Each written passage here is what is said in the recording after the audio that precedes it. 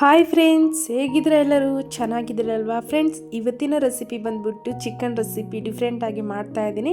ಈ ಕಡೆ ರೆಡ್ ಕರಿನೂ ಅಲ್ಲ, ಗ್ರೀನ್ ಕರಿನೂ ಅಲ್ಲ, ಗೋಲ್ಡನ್ ಕಲರ್ ಅಲ್ಲಿರುವಂಥ ಈ ಚಿಕನ್ ರೆಸಿಪಿಯನ್ನು ಯಾವ ರೀತಿಯಾಗಿ ಮಾಡೋದಂತ ತೋರಿಸ್ಕೊಡ್ತೀನಿ ಬನ್ನಿ. ಹಾಗೆ ಫಸ್ಟ್ ನಾನು ಇಲ್ಲಿ ಶುಂಠಿ, ಬೆಳ್ಳುಳ್ಳಿ, ಹಸಿಮೆಣಸಿನಕಾಯಿ ತಗೊಂಡಿದ್ದೀನಿ. ಹಾಗೆ ನಾನು ಇಲ್ಲಿ ತೆಂಗಿನಕಾಯಿನೂ ಸಹ ತಗೊಂಡಿದ್ದೀನಿ. ಉದ್ದದ್ದಾಗಿ ಸ್ಲೈಸ್ ಆಗಿ ಕಟ್ ಮಾಡಿಕೊಂಡಿರುವಂಥ 2 ಈರುಳ್ಳಿ, 1 ಟೊಮ್ಯಾಟೊ, ಚಕ್ಕೆ ಎಲೆಯನ್ನು ತಗೊಂಡಿದ್ದೀನಿ. ಹಾಗೆ ನಾನು ಇಲ್ಲಿ ಜೀರಿಗೆ, ಅರಿಶಿಣವನ್ನು ತಗೊಂಡಿದ್ದೀನಿ. ಅರ್ಧ ಕೆಜಿಗಿಂತ ಸ್ವಲ್ಪ ಕಡಿಮೆ ಚಿಕನನ್ನು ಸಹ ತಗೊಂಡಿದ್ದೀನಿ. ಹಾಗೆ ಇಲ್ಲಿ ನಾನು ಚಿಕನ್ ಮಸಾಲ, ಪೆಪ್ಪರ್ ಪೌಡರನ್ನು ಸಹ ತಗೊಂಡಿದ್ದೀನಿ.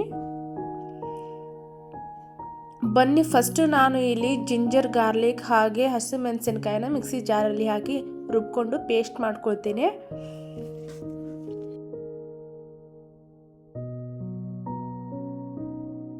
ನೋಡಿ, ಈಗ ನಾನು ಇದನ್ನು ರುಬ್ಕೊಂಡಿರೋ ಥರ ಪೇಸ್ಟ್ ಮಾಡ್ಕೊಂಡಿದ್ದೀನಿ. ಒಗ್ಗರಣೆಗೆ ಅಂತ ರೆಡಿ ಮಾಡ್ಕೊಳ್ಳೋಣ. ಫಸ್ಟ್ ನಾನು ಒಂದು ಬಾಣಲೆ ಇಟ್ಕೊಂಡು ಅದರಲ್ಲಿ ಎಣ್ಣೆ ಹಾಕ್ಕೊಂಡು ಹಾಗೆ ಒಗ್ಗರಣೆಯಲ್ಲಿ ಸೋಪು, ಎಲೆ, ಚಕ್ಕೆ ಹಾಕ್ಕೊಂಡು ಅದಾದ ನಂತರ ಈರುಳ್ಳಿನ ಹಾಕ್ಕೊಂಡು ಇದಕ್ಕೆ ನಾನು ಫ್ರೈ ಮಾಡ್ಕೊಳ್ತಾ ಇದ್ದೀನಿ.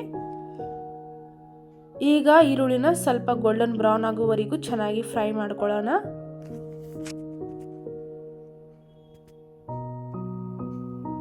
ಈಗ ಒಂದು ಸ್ವಲ್ಪ ಎಣ್ಣೆನೂ ಹಾಕ್ಕೊಳ್ತಾ ಇದ್ದೀನಿ.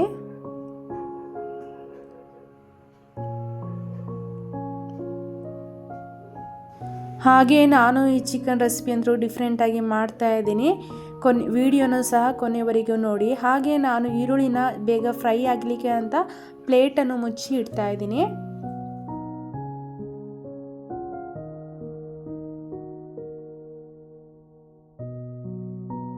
ಈಗ ಈರುಳ್ಳಿ ಅಂತೂ ಗೋಲ್ಡನ್ ಬ್ರೌನ್ ಆಗಿ ಫ್ರೈ ಆಗಿದೆ. ಇದಕ್ಕೆ ನಾನು ರುಬ್ಬಿಟ್ಕೊಂಡಿರೋಂಥ ಶುಂಠಿ, ಬೆಳ್ಳುಳ್ಳಿ, ಹಸಿಮೆಣಸಿನಕಾಯಿ ಪೇಸ್ಟನ್ನು ಸೇರಿಸ್ಕೊಳ್ತಾ ಇದ್ದೀನಿ.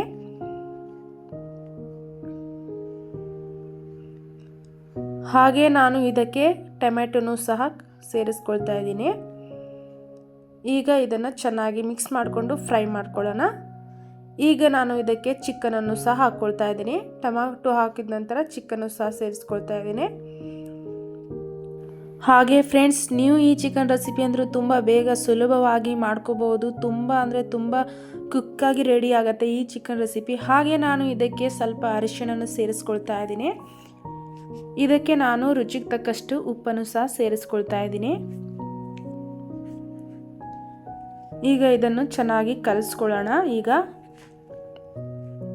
ಈಗ ಇದಕ್ಕೆ ಒಂದು ಸ್ವಲ್ಪ ನೀರನ್ನು ಸಹ ಸೇರಿಸ್ಕೊಳ್ತಾ ಇದ್ದೀನಿ. ಹಾಗೆ ಇದನ್ನೆಲ್ಲವನ್ನು ಚೆನ್ನಾಗಿ ಮಿಕ್ಸ್ ಮಾಡಿಕೊಂಡು ಈಗ ಇದಕ್ಕೆ ನಾನು ಚಿಕನ್ ಮಸಾಲೆಯನ್ನು ಸೇರಿಸ್ಕೊಳ್ತಾ ಇದ್ದೀನಿ. ಹಾಗೆ ಪೆಪ್ಪರ್ ಪೌಡರನ್ನು ಸಹ ಸೇರಿಸ್ಕೊಳ್ತಾ ಇದ್ದೀನಿ. ಸ್ವಲ್ಪ ಧನಿಯಾ ಪುಡಿನೂ ಸಹ ಸೇರಿಸ್ಕೊಳ್ತಾ ಇದ್ದೀನಿ.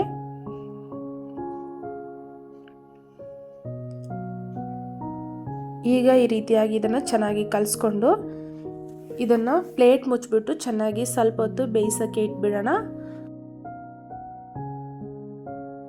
ಹಾಗೆ ನಾನು ಒಂದು ಸೈಡಲ್ಲಿ ತೆಂಗಿನಕಾಯಿನ ರುಬ್ಕೊಳ್ಳೋಕ್ಕೆ ರೆಡಿ ಮಾಡ್ಕೊಳ್ತಾ ಇದ್ದೀನಿ. ತೆಂಗಿನಕಾಯಿ ರುಬ್ಕೊಳ್ಳುವಾಗ ನಾನು ಜೀರಿಗೆನೂ ಸಹ ಹಾಕ್ಕೊಳ್ತಾ ಇದ್ದೀನಿ.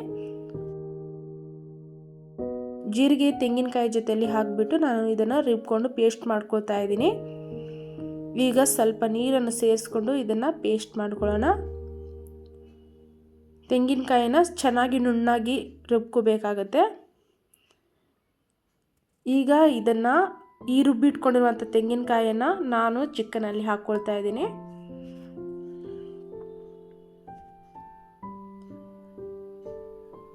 ಈಗ ಇದನ್ನು ಚೆನ್ನಾಗಿ ಮಿಕ್ಸ್ ಮಾಡಿಕೊಂಡು ಕಲಿಸ್ಕೊಂಡು ಚೆನ್ನಾಗಿ ಇದನ್ನು ಬೇಯಿಸ್ಕೊಳ್ಳೋಣ. ಹಾಗೆ ನಾನು ಇದಕ್ಕೆ ನೀರನ್ನು ಸೇರಿಸ್ಕೊಳ್ತಾ ಇದ್ದೀನಿ.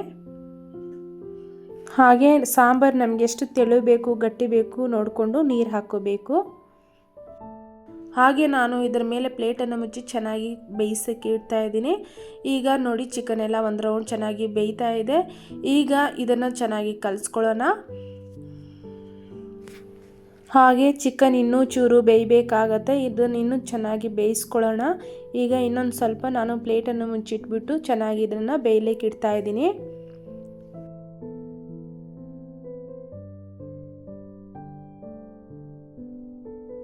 ನೋಡಿ ಚಿಕನ್ ಎಲ್ಲ ಚೆನ್ನಾಗಿ ಕುದಿ ಬಂದಿದೆ. ಇವಾಗ ಚಿಕನ್ ಎಲ್ಲ ಆಲ್ಮೋಸ್ಟ್ ಬೆಂದಿದೆ.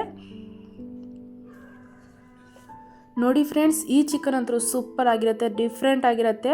ಈ ಕಡೆ ಗ್ರೀನ್ ಕಲರು ಅಲ್ಲ, ರೆಡ್ ಕಲರು ಅಲ್ಲ, ಒಂಥರ ಗೋಲ್ಡನ್ ಕಲರಲ್ಲಿ ತುಂಬ ಚೆನ್ನಾಗಿರುತ್ತೆ. ನೀವು ಸಹ ಈ ರೆಸಿಪಿಯನ್ನು ಖಂಡಿತ ಟ್ರೈ ಮಾಡಿ ಫ್ರೆಂಡ್ಸ್. ನೋಡೋದಕ್ಕೆ ಎಷ್ಟು ಚೆನ್ನಾಗಿರುತ್ತೆ, ಹಾಗೆ ತಿನ್ನಲಿಕ್ಕೂ ಸಹ ತುಂಬ ಚೆನ್ನಾಗಿರುತ್ತೆ.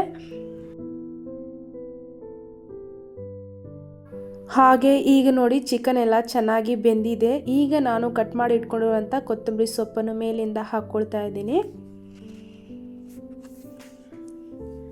ನೋಡಿ ಫ್ರೆಂಡ್ಸ್, ಚಿಕನ್ ಅಂತೂ ರೆಡಿ ಆಯಿತು. ನೋಡಿದ್ರಲ್ವಾ ಫ್ರೆಂಡ್ಸ್, ಚಿಕನ್ ಕರಿ ಡಿಫ್ರೆಂಟ್ ಆಗಿರುವಂಥ ಗೋಲ್ಡನ್ ಕಲರಲ್ಲಿರುವಂಥ ಈ ಚಿಕನ್ ಕರಿ ಯಾವ ರೀತಿಯಾಗಿ ಮಾಡಿದ್ದೀನಿ ಅಂತ. ಹಾಗೆ ಈ ಚಿಕನ್ ಕರಿ ಅಂದರೂ ನಿಮಗೆ ತುಂಬಾ ಇಷ್ಟ ಆಗುತ್ತೆ ಅಂತ ಅಂದ್ಕೊಳ್ತೀನಿ. ಈ ಚಿಕನ್ ಕರಿ ಜೊತೆ ಅಂದರೂ ರಾಗಿ ಮುದ್ದೆ, ಹಾಗೆ ಚಪಾತಿ, ದೋಸೆ, ಇಡ್ಲಿ ಜೊತೆ ಸೂಪರ್ ಆಗಿರುತ್ತೆ. ನೀವು ಯಾವುದು ಬೇಕಾದ್ರೂ ಮಾಡ್ಕೊಂಡು ತಿನ್ಬೋದು. ಈಗ ನಾನು ಪ್ಲೇಟಲ್ಲಿ ಹಾಕ್ಕೊಂಡು ಇದನ್ನು ಸರ್ವ್ ಮಾಡ್ಕೊಳ್ತಾ ಇದ್ದೀನಿ. ನಾನು ಇಲ್ಲಿ ಚಪಾತಿ ರೈಸ್ ಜೊತೆ ತಿನ್ನಲಿಕ್ಕೆ ಅಂತ ರೆಡಿ ಮಾಡ್ಕೊಂಡಿದ್ದೀನಿ. ಹಾಗೆ ನಿಮಗೆ ಏನು ಇಷ್ಟ ಅದ್ರ ಜೊತೆಗೆ ಮಾಡ್ಕೊಳ್ಳಿ. ಈ ರೆಸಿಪಿ ಇದ್ರೂ ಸೂಪರ್ ಆಗಿರುತ್ತೆ. ಹಾಗೆ ನೋಡ್ತಾ ಇದ್ರಲ್ಲ ಫ್ರೆಂಡ್ಸ್, ಯಾವ ರೀತಿಯಾಗಿ ಗೋಲ್ಡನ್ ಕಲರ್ ಆಗಿ ಬಂದಿದೆ ಅಂತ ಚಿಕನು.